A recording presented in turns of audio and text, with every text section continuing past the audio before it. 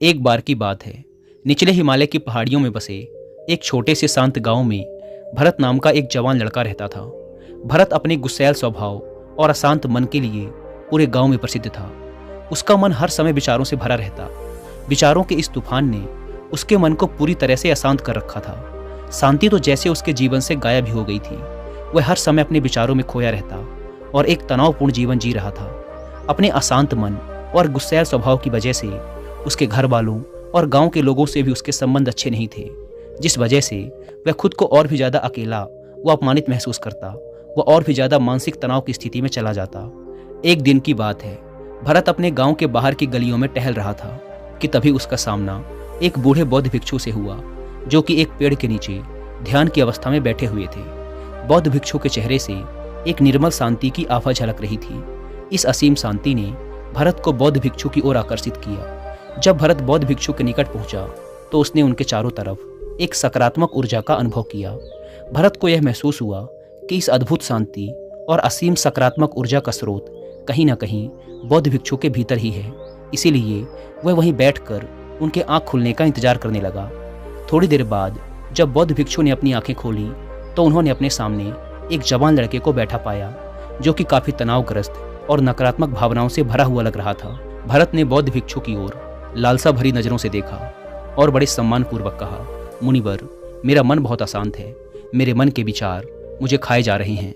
मैं एक क्षण के लिए भी शांति का अनुभव नहीं कर पा रहा हूँ। क्या आप मुझे सिखा सकते हैं कि मैं अपने इस अशांत मन को शांत कैसे कर सकता हूँ? बौद्ध भिक्षु ने भरत के दर्द को समझते हुए उसकी ओर दया भरी नजरों से देखा और कहा, मेरे प्यारे बच्चे, मैं तुम्हें एक कहानी सुनाना चाहता हूँ। इस कहानी में मानसिक शांति और खुशहाली के रहस्य छुपे हुए हैं। क्या तुम इस कहानी को सुनना चाहोगे? भरत ने हाँ में अपना सिर हिला दिया और पूरी एकाग्रता के साथ कहानी सुनने को तैयार हो गया। उसके अंदर की उत्सुकता अब अपने चरम पर थी। बौद्ध भिक्षु ने कहानी सुनानी शुरू की। बहुत समय पहले की बात है। एक नगर में शक्ति नाम का एक आदमी रहता था। शक्ति बहुत ही महत्वाकांक्षी व्यक्ति था। उसे हर काम में लोगों से तारीफ चाहिए होती थी। अगर उसे किसी काम में असफलता या लोगों से बुराई सुनने को मिलती तो वह गहरी चिंता और तनाव में चला जाता। उसका मानना था कि सफलता और भौतिक संपत्ति उसे मनचाहा सुख देगी, लेकिन वह जितना ही सफलता और तारीफ के पीछे भागता, वह उतने ही गहरे मानसिक तनाव में डूबता जा रहा था। लेकिन एक दिन अचानक ही शक्ति का सामना उस समय के एक बहुत ही प्रसिद्ध बौद्ध भिक्षु से हुआ, जिनका नाम था महाकौशक। महाकौशक अपने हजारों शिष्यों को ध्यान साधना की शिक्षा दिया करते थे और वो खुद भी एक बहुत ही बड़े ध्यानी और आत्मज्ञानी व्यक्ति थे। महाकौशक की अद्भुत एकाग्रता और स्थिर शांत चित्त से प्रभावित होकर शक्ति ने उनसे अपने भटकते मन को शांत करने का तरीका जानना चाहा। शक्ति ने कहा, भंते, मैं हमेशा सफलता के पीछे भागता रहता हूँ और लगातार और भी अधिक पाने के लिए प्रयास करता रहता हूँ। फिर भी मुझे कोई स्थायी संतोष या आत्मसंतुष्टि नहीं मिलती। इस निरंतर बेचैनी के बीच मुझे शांति कैसे मिल सकती है?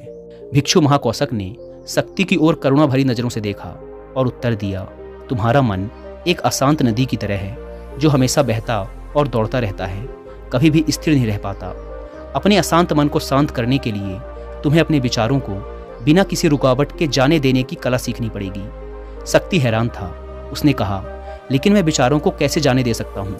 आखिर मैं भी तो अपनी इच्छाओं और महत्वाकांक्षाओं से जुड़ा हुआ हूँ। यह सुन भिक्षु महाकौशक मुस्कुराए और बोले, कल्पना करो कि तुम्हारे हाथ में पानी से भरा एक गिलास है।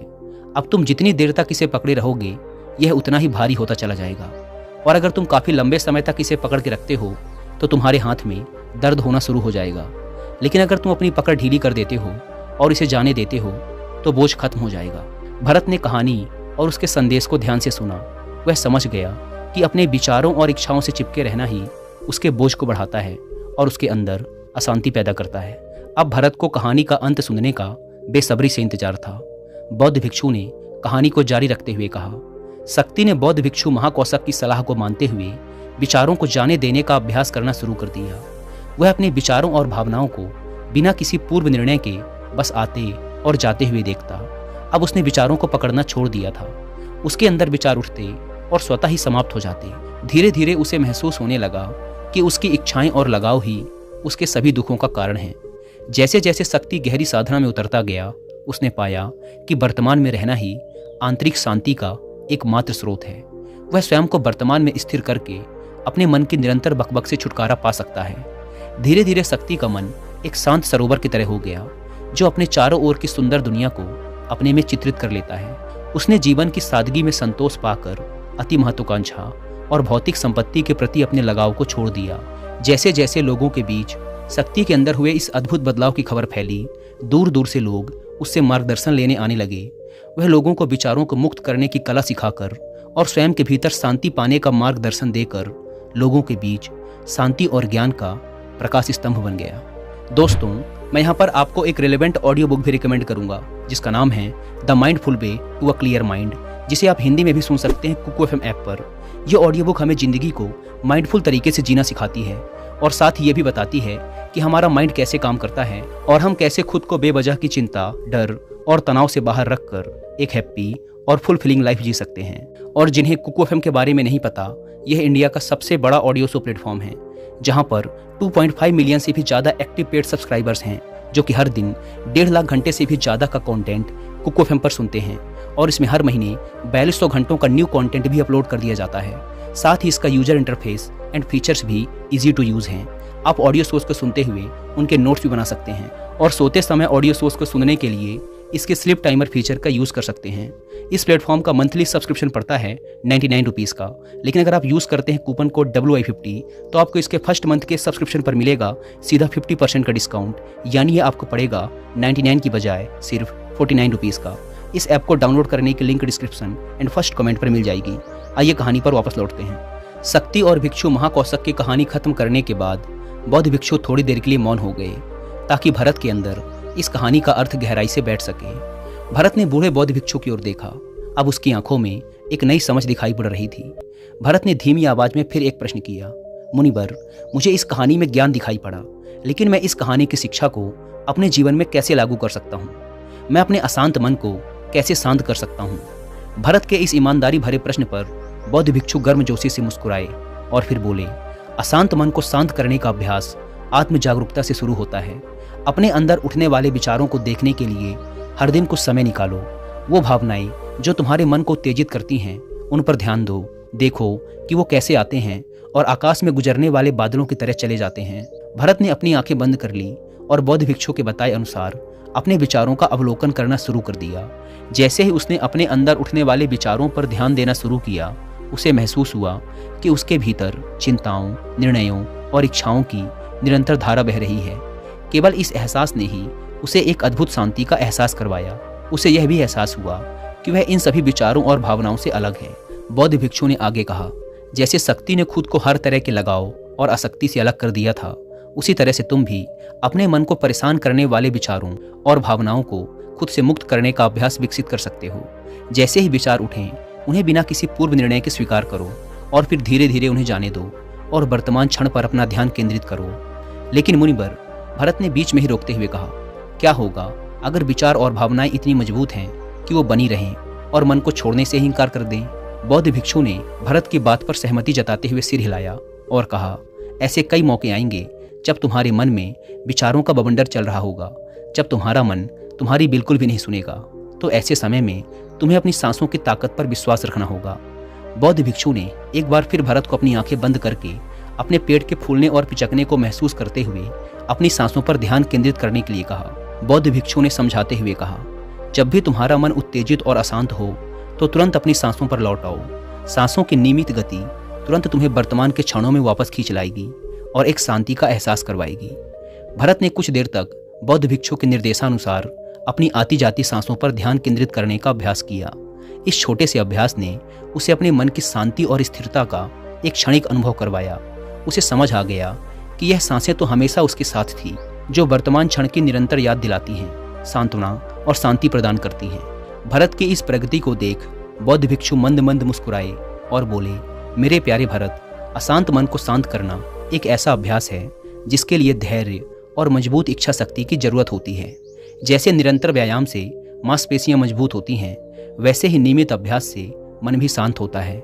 भरत ने स्वीकृति में अपना सिर हिलाया और इस अनमोल मार्गदर्शन के लिए बौद्ध भिक्षु का धन्यवाद करते हुए उन्हें यह वचन दिया कि मैं आज से ही अपने मन को शांत करने, आसक्तियों को छोड़ने और अपने भीतर शांति पाने की इस यात्रा पर निकल पड़ूंगा।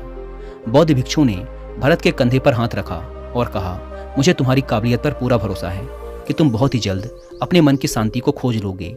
लेकिन याद रहे, यह रास्ता इतना आसान नहीं होगा, लेकिन अगर तुम दृढ़ इच्छा शक्ति और खुले दिल से प्रयास करोगे तो तुम जरूर उस शांति को खोज लोगे जो तुम्हारे भीतर है। उस दिन से भरत ने अपने अशांत मन को शांत करने के अभ्यास के लिए खुद को प्रतिबद्ध किया और हर दिन ध्यान करने के लिए एक अलग समय निर्धारित किया। उसने अपने मन में उठने वाले विचारों को बिना किसी रोक टोक के जाने दिया और अपनी श्वास के माध्यम से खुद को वर्तमान में रखने का प्रयास किया। धैर्यपूर्वक अभ्यास करते हुए समय के साथ भरत ने खुद के अंदर गहन परिवर्तन का अनुभव किया। जैसे जैसे साल बीतते गए, भरत को गांव में शांति और ज्ञान के स्रोत के रूप में जाना जाने लगा। गांव के लोग अपने अशांत मन को शांत करने के लिए भरत के पास मार्गदर्शन लेने आते। भरत ने जीवन की भागदौड़ के बीच दूसरों को आंतरिक शांति पाने में मदद करते हुए बौद्ध भिक्षुओं की शिक्षाओं और आत्म जागरूकता की शक्ति को साझा किया। इसके साथ ही उसने लोगों को अपने विचारों को मुक्त करने और श्वास पर ध्यान केंद्रित करने की कला सिखाई। इस तरह वह गांव काफी फला फूला।